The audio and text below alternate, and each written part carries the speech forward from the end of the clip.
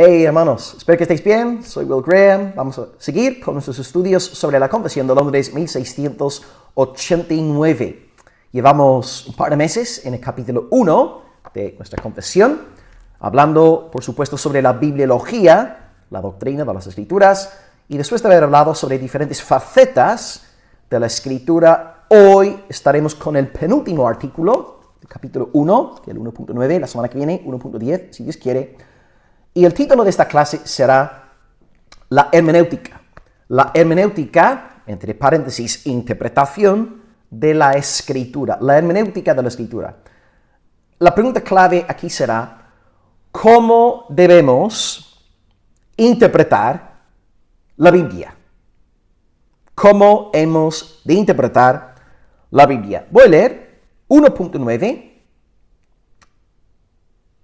y después de leerlo, pues ya arrancaré con la enseñanza. Muy bienvenidos a todos. Como siempre, sentidos libres a la hora de dejar cualquier comentario si tenéis dudas, preguntas.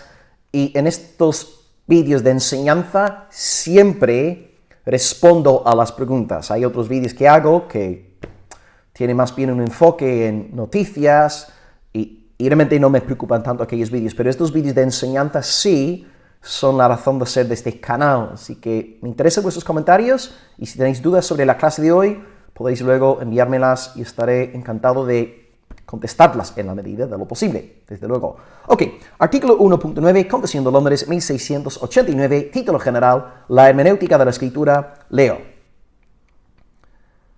La regla infalible de interpretación de la escritura es la propia escritura.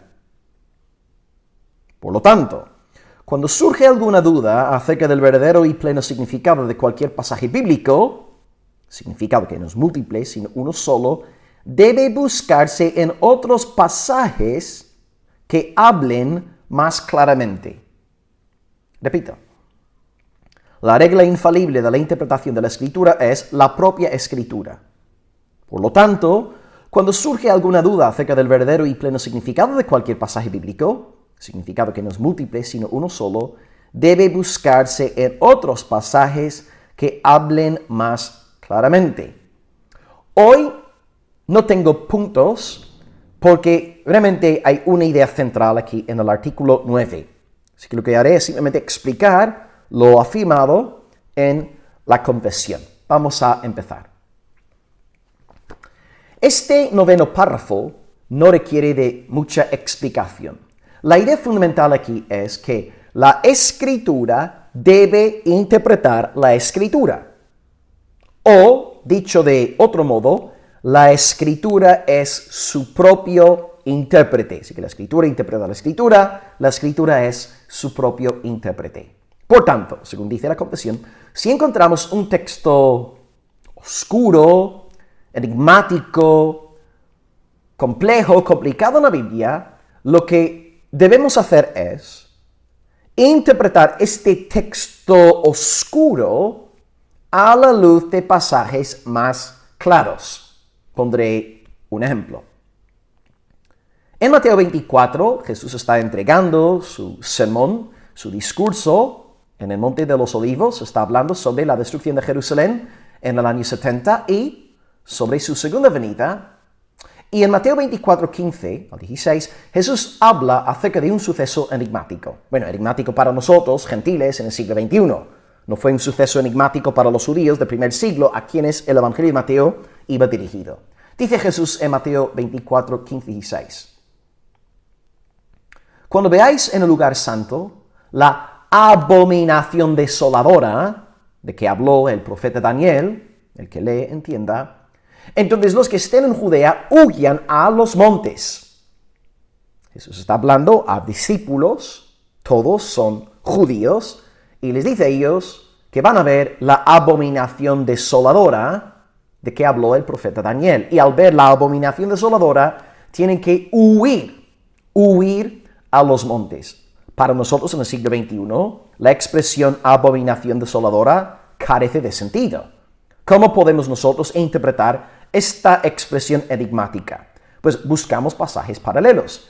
Felizmente, en el Evangelio de Lucas, él también tiene el relato, o el discurso, mejor dicho, del Monte de los Olivos. Y en Lucas 20, del versículo 20 al 21, Él nos dice claramente de qué va, en qué consiste dicha abominación desoladora, porque claro, Lucas está escribiendo para un gentil llamado Teófilo, un gentil que no manejaba estos conceptos más enigmáticos de la Escritura que un judío, un discípulo judío, sí habría entendido.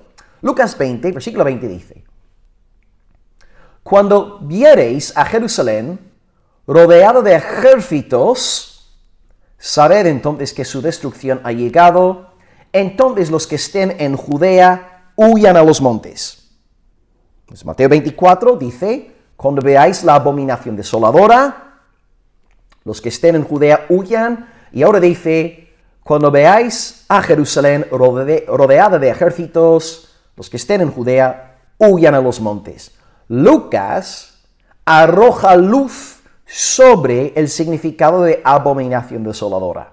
Abominación desoladora, entonces, significa la presencia de ejércitos gentiles en Jerusalén y concretamente, según la profecía de Daniel, en el propio recinto del templo. Una señal de que el juicio de Dios había llegado. Tú y yo entonces leemos Mateo 24, nos cuesta entender la expresión abominación desoladora, entonces lo que hacemos es abrir Lucas 20 y Lucas nos da la interpretación más clara. Interpretamos los textos oscuros de la Biblia a la luz de los pasajes más claros. De esta manera queda exhibido el principio que antes enseñé, a saber que la Escritura interpreta la Escritura. La Escritura es su propio intérprete. Yo puedo interpretar Mateo 24 a través de la lentilla de Lucas capítulo 20. Ciertamente, más allá de la Escritura, es legítimo consultar a buenos comentaristas a la hora de estudiar textos difíciles de la palabra de Dios. Y os recomiendo a todos a invertir dinero en buenos comentarios de la Escritura. No obstante, la única regla infalible, según dice el 9º párrafo, es la Escritura, porque la Escritura goza de inspiración divina. Los comentarios son útiles. Por supuesto que sí, estamos muy agradecidos y yo personalmente he aprendido muchísimo de comentarios a lo largo de los años, que llevo 20 años predicando y consultando comentarios bíblicos, pero la Escritura es la suprema norma de fe y conducta. Es la autoridad de autoridades, la regla de reglas, la norma de normas. La Biblia es nuestra única regla infalible. Y otro dato significativo en el artículo 1.9 es que el significado de cualquier pasaje bíblico es uno solo, dice. Uno solo. Con esta declaración, claro, nuestra confesión fue redactada en pleno siglo XVII, 1689, la confesión aquí está atentando contra el método alegórico de interpretación que convierte la Biblia en una estatua de cera, que puede ser fácilmente manipulada. La lectura alegórica depende de las fantasías subjetivas del lector. Por ejemplo, a lo largo de la Edad Media, antes de llegar a la Reforma con poder en el siglo XVI, la Iglesia Católica Romana empleó la hermenéutica alegórica, según la cual el texto bíblico tiene un sentido cuádruple. Los 4 sentidos, según la lectura alegórica, son las siguientes. 1, el sentido literal, y ahora pondré un ejemplo. 2, el sentido moral, sentido literal, sentido moral. 3, el sentido anagógico. Y número 4, el sentido espiritual. Anagógico, por cierto, significa escatológico. ¿Okay? El sentido literal, el sentido moral, el sentido anagógico y el sentido espiritual. Pondré la ilustración que sale en casi todos los libros de texto sobre la hermenéutica, que es la ciudad de Jerusalén. Literalmente hablando, Jerusalén es la ciudad de David, la ciudad que sigue ahí hasta el día de hoy. Jerusalén, tal y como la conocemos nosotros. Sentido literal es Jerusalén. La Biblia, literalmente hablando, tiene en mente la ciudad de Jerusalén. Pero luego hay un sentido moral, según la lectura alegórica, y el sentido moral es el alma humana. Y uno podría pensar, bueno, ¿cómo llegan a esta conclusión? De nuevo, el método alegórico depende de las fantasías subjetivas del lector. No sacan estos principios de la propia palabra de Dios. En tercer lugar, el sentido anagógico, el sentido escatológico de Jerusalén es la nueva Jerusalén, la celestial ciudad, la ciudad venidera, ciudad celestial venidera. Y luego, espiritualmente hablando, Jerusalén es la iglesia cristiana del Nuevo Testamento. El sentido espiritual es la iglesia cristiana del Nuevo Testamento.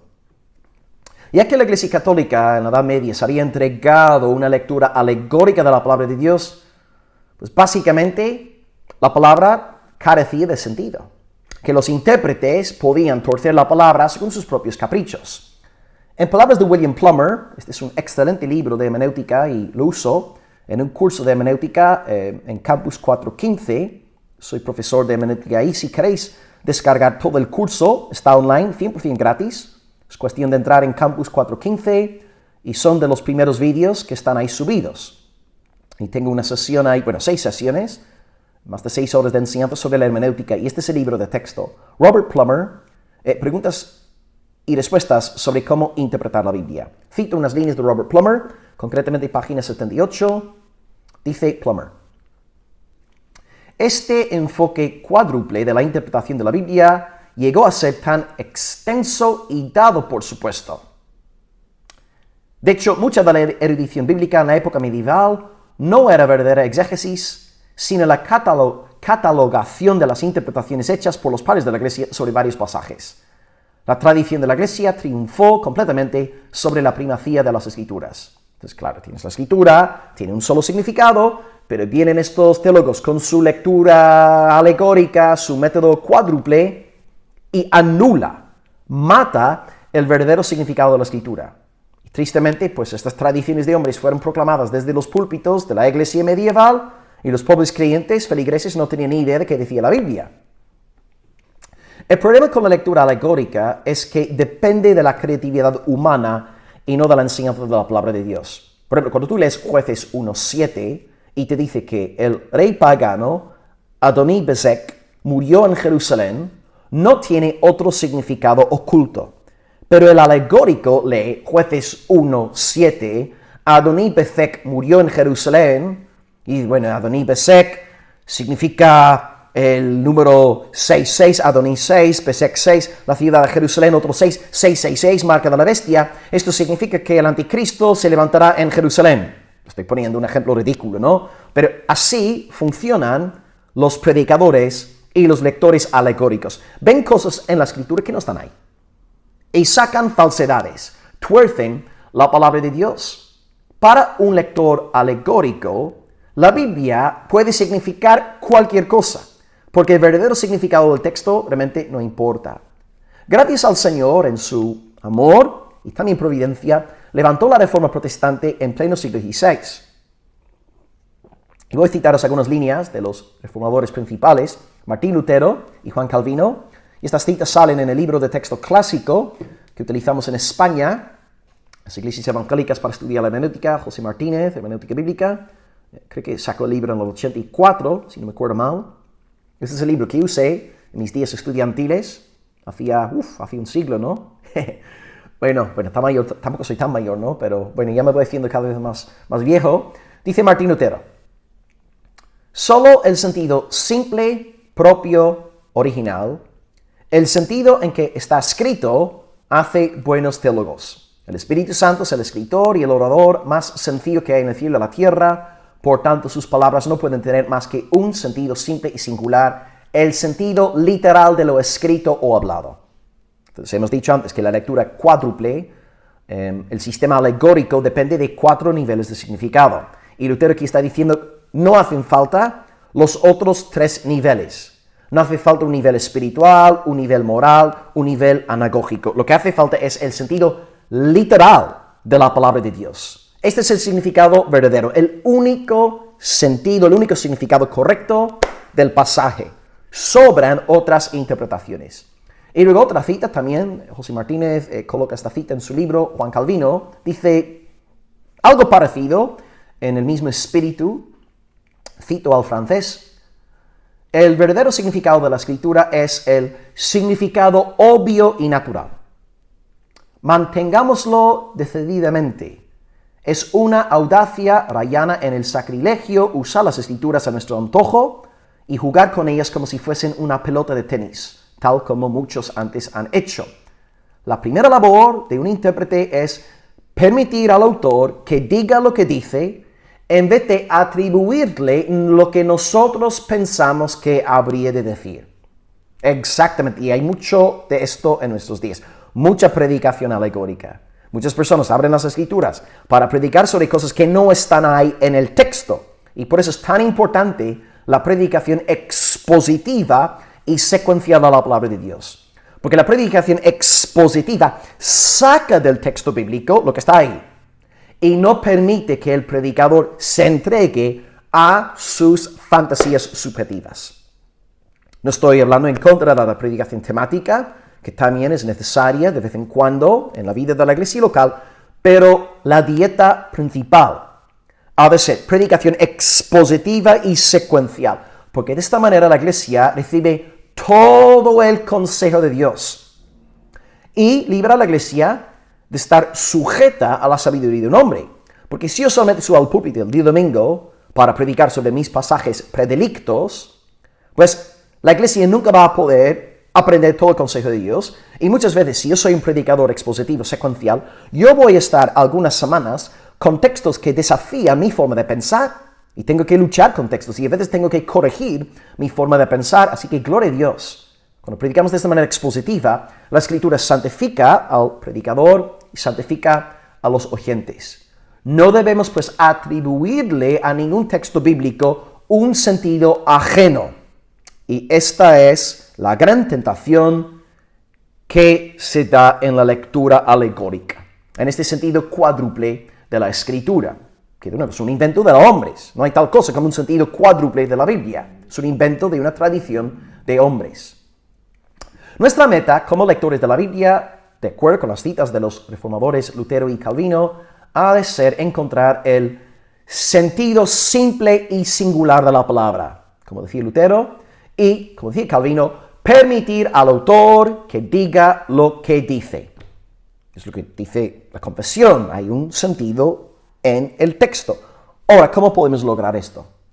Estamos viviendo en el siglo XXI, estudiando documentos que fueron redactados hace 2000 años, de hecho más de hace 2000 años en el Antiguo Testamento. ¿Cómo podemos tú y yo ahora, con 2000 años de distancia, lograr captar el verdadero significado del texto bíblico? ¿Cómo podemos hacerlo? Pues los protestantes creemos en un modelo interpretativo, en un sistema hermenéutico llamado el método histórico-gramatical. Dependiendo del libro de texto que uses, otros lo llamarán el método gramático-histórico. Pero yo voy a decir en este vídeo el método histórico-gramatical, pero viene a significar lo mismo. No estamos aquí en ningún tipo de conflicto, ¿verdad? Bueno, lo que voy a hacer entonces es explicaros brevemente de qué va esta escuela. Porque los protestantes defendemos el método histórico-gramatical a la hora de leer la Biblia. En primer lugar, hablaré sobre el aspecto gramatical y en segundo lugar, sobre el aspecto histórico. En primer lugar, el aspecto gramatical. Y cuando hablo de gramática, estoy también dando por sentado un contexto literario. Estamos hablando concretamente en lo escrito, en su contexto literario. Bueno, gramáticamente hablando, para interpretar la Biblia correctamente, hay que prestar atención a las palabras de un determinado libro y a su contexto literario. La Biblia es un libro sumamente complejo, que cuenta con diferentes estilos de literatura. Por ejemplo, en la Biblia tenemos libros históricos, legales, poéticos, sapienciales, proféticos, apocalípticos. hay diferentes estilos de literatura. Es más, en un solo libro podemos encontrar varios estilos diferentes, varios géneros literarios distintos. Si estáis, por ejemplo, en el libro de Isaías, tiene 66 capítulos, un libro muy grande, Isaías encontrarás en su libro secciones históricas en el 1.1, Isaías 1.1. Encontrarás poesía en el 6.3. Encontrarás literatura apocalíptica en capítulos 24 al 27 y del 33 al 35. Y también encontrarás dichos sapienciales, por ejemplo, en el 32.8. Lo que no debemos hacer como lectores, pues, es interpretar todas las secciones del libro de Isaías de la misma manera. Tenemos que tomar en cuenta el contexto literario de la sección que sale en el libro. Porque tú y yo no debemos, pensando en el siglo XXI, yo no puedo leer un texto poético como si fuese una carta apostólica. Por ejemplo, alguien me escribe aquí a mí una tarjeta de San Valentín, bueno, mi esposa me envió una carta para el día de San Valentín. Yo no voy a leer esta carta de la misma manera que leo la receta de mi médico. Mi médico dice que tengo que comprar 2 paquetes de unas pastillas. O sea, los dos tipos de escritura exigen interpretaciones distintas, ¿cierto? Por ejemplo, cuando estamos leyendo un libro poético, una tarjeta de San Valentín, una carta de San Valentín, por ejemplo, el libro de Cantares. El libro de Cantares es un ejemplo de un libro bíblico que es marcadamente poético. Cantares se enfoca en lo subjetivo, en emociones, y apela a muchísimas imágenes y figuras retóricas. A nivel estilístico, tiene poco en común con la Carta a los Romanos, porque la Carta a los Romanos es una exposición sistemática del Evangelio de Cristo crucificado y resucitado. O sea, hay una manera de leer Cantares y otra manera de leer el libro de Romanos. Entonces yo necesito tener en mente, tener presente el estilo literario que estoy estudiando para poder interpretar correctamente las palabras de aquel libro. Y de esta manera podré interpretar la escritura según su sentido literal. Y ahora, yo hago una distinción entre una lectura literal de la Biblia y una literalista, que no son la misma cosa. Os pongo un ejemplo. En Juan 10, versículo 9, Jesús dice: yo soy la puerta de las ovejas, el que por mí entrare será salvo. La lectura literal del pasaje entenderá a Cristo en el contexto, que está hablando metafóricamente, y es una puerta en el sentido de que uno tiene que estar en Cristo para tener acceso al Padre. Eso sería una lectura literal del pasaje. Pero la lectura literalista del texto nos dirá que Jesucristo es una puerta. Es una lectura literal, no es una lectura literalista. Hay que tener cuidado con esto, porque hay personas que en su estudio de las Escrituras pueden, por ejemplo, estar en libros apocalípticos y tristemente interpretan las imágenes apocalípticas de manera literalista. Y al traducir las imágenes de manera literalista, pierden el significado literal del texto. Así que el principio es siempre buscar el sentido literal del texto. Puede ser un libro poético, profético, una epístola, pero debemos siempre aspirar a encontrar lo que Lutero llama el significado simple y sencillo y lo que la confesión tacha de su significado singular. Hasta ahí el punto gramatical. Ahora, la parte histórica. Históricamente hablando, también los libros de la Biblia fueron redactados en momentos concretos. No son libros que, no aparecen en un vacío. Son libros escritos en un momento histórico y este momento va a ayudarnos a determinar el significado o la interpretación del libro. Por ejemplo, si estás estudiando el libro de Gálatas, tenéis que tener en mente la peligrosa ola de los judaizantes, que estaba arrasando 4 iglesias en el sur de Galacia. No podemos entender Gálatas sin considerar el movimiento judaizante.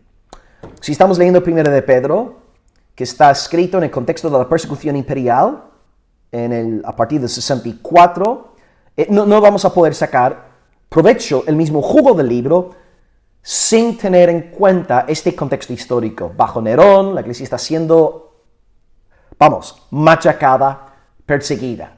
Por tanto, a nivel histórico, tenemos que tener estas realidades, estos factores en cuenta. También, más allá de lo puramente histórico, debemos considerar asuntos geográficos, otros asuntos de índole cultural para ayudarnos a apreciar la Biblia. Por ejemplo, en la iglesia estamos exponiendo Juan, en Juan 3 estamos en Judea, Juan 4 Samaria, y luego a finales entra en Galilea, y luego en Juan 5 de nuevo Jesús está en Judea, Juan 6 está en Galilea, Juan 7 está en Judea, y dependiendo del contexto geográfico, pues podemos interpretar ciertos episodios de una manera u otra. Por ejemplo, en el capítulo 4 está Jesús en Samaria. ¡Wow! ¿Qué pinta un rabí en Samaria, encima hablando con una mujer samaritana en público? Esto es chocante. El contexto histórico nos ayuda a interpretar el significado del pasaje.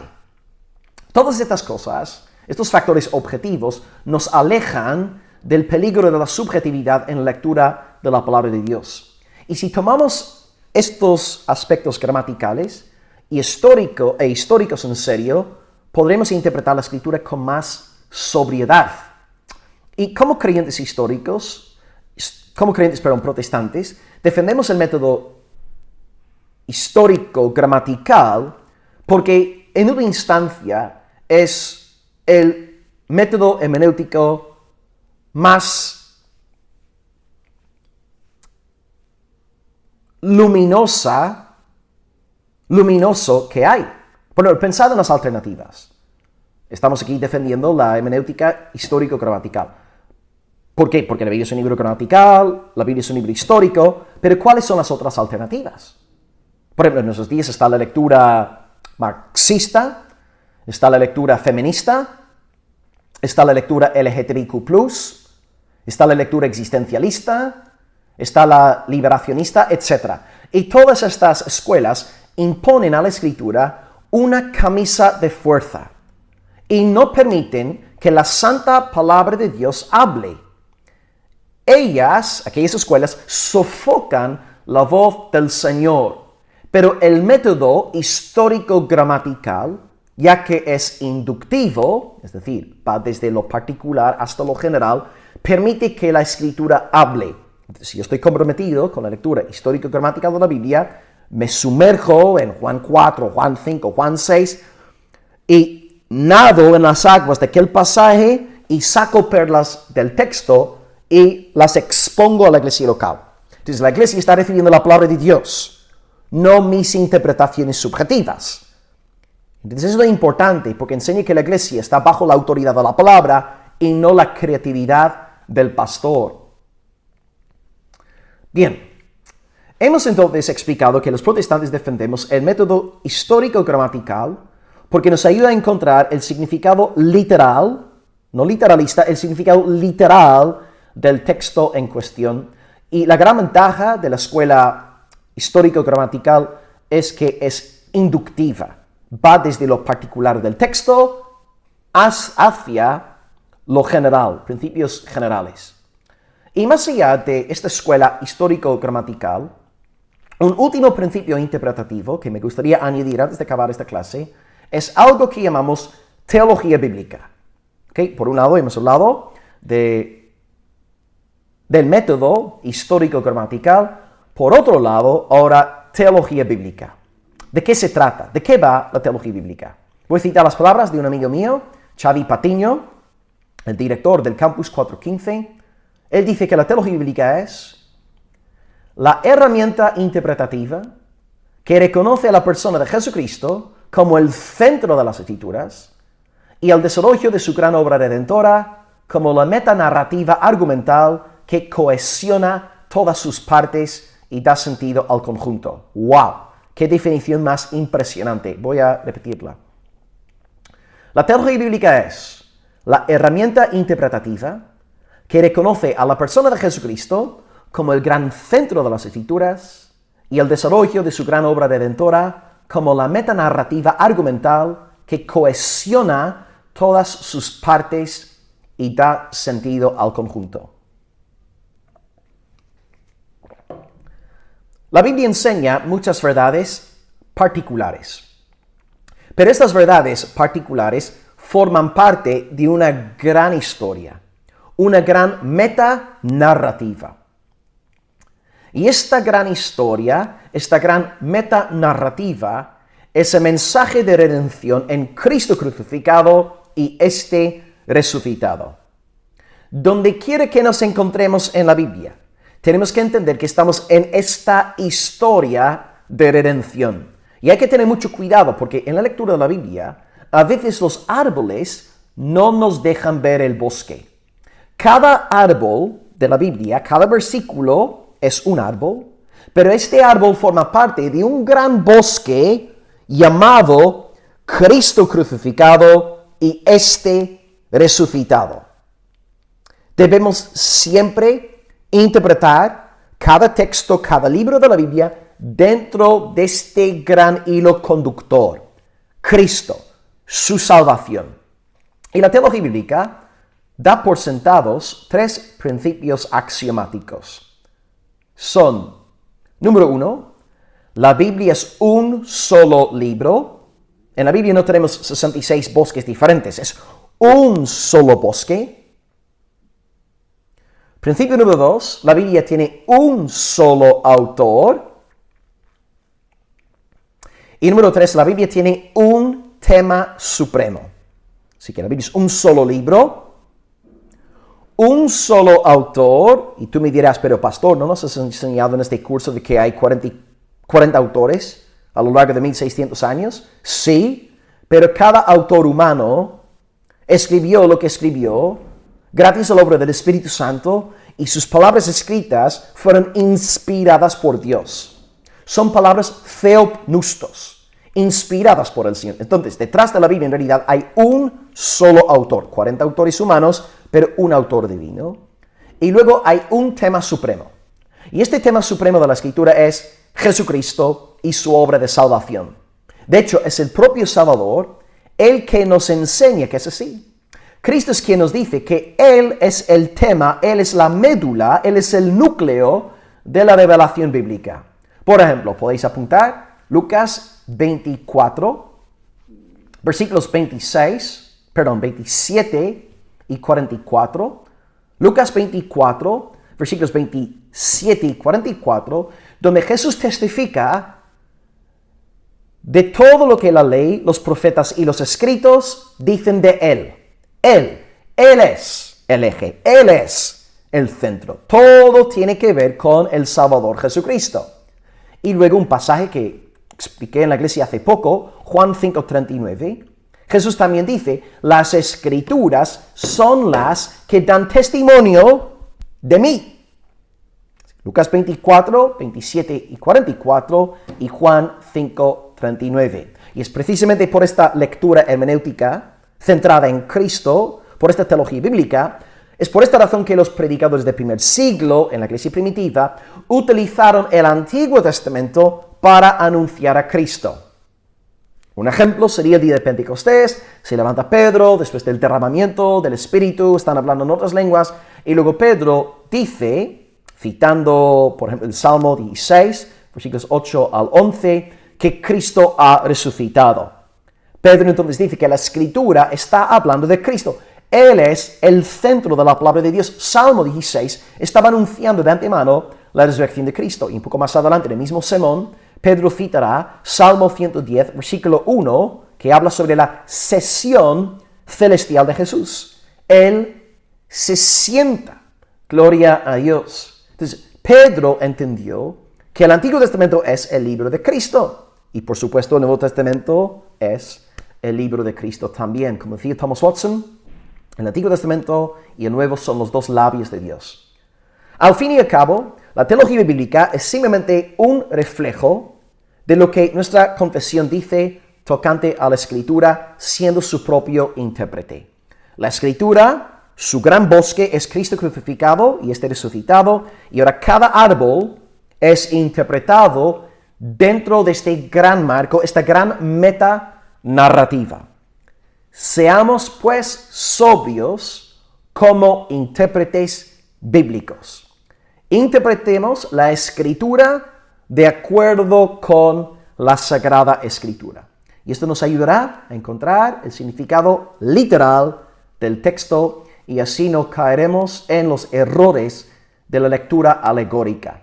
Acabo leyendo nuestra entrada, el artículo 1.9, y la tarea para la semana que viene será leer el artículo 1.10, y ya está, la semana que viene será nuestra última clase sobre la bibliología, y después entraremos, si Dios permite, en el capítulo 2, y ahí hablaremos sobre el Dios Trinitario. Gloria al Señor, va a ser algo hermoso y emocionante hablar sobre nuestro Dios. Leo nuestro texto.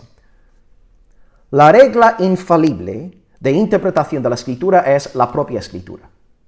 Por lo tanto, cuando surge alguna duda acerca del versículo y pleno significado de cualquier pasaje bíblico, significado que no es múltiple sino uno solo, debe buscarse en otros pasajes que hablen más claramente. Entonces, a partir de ahora, amados, busquemos el significado sencillo, simple del texto, usando las Escrituras como intérprete de aquellos textos más oscuros y también teniendo en cuenta el método histórico o gramatical por un lado y la teología bíblica por el otro. Cada árbol de la Escritura forma parte del bosque de Cristo crucificado y resucitado. Gracias por vuestra atención, espero que haya sido una clase útil. Bendiciones para todos, un abrazote en el amor del Señor. Y ya nos vemos la semana que viene para la siguiente grabación, si Dios así lo quiere. Bendiciones y acabamos diciendo como siempre, Soli Deo Gloria. Hasta luego.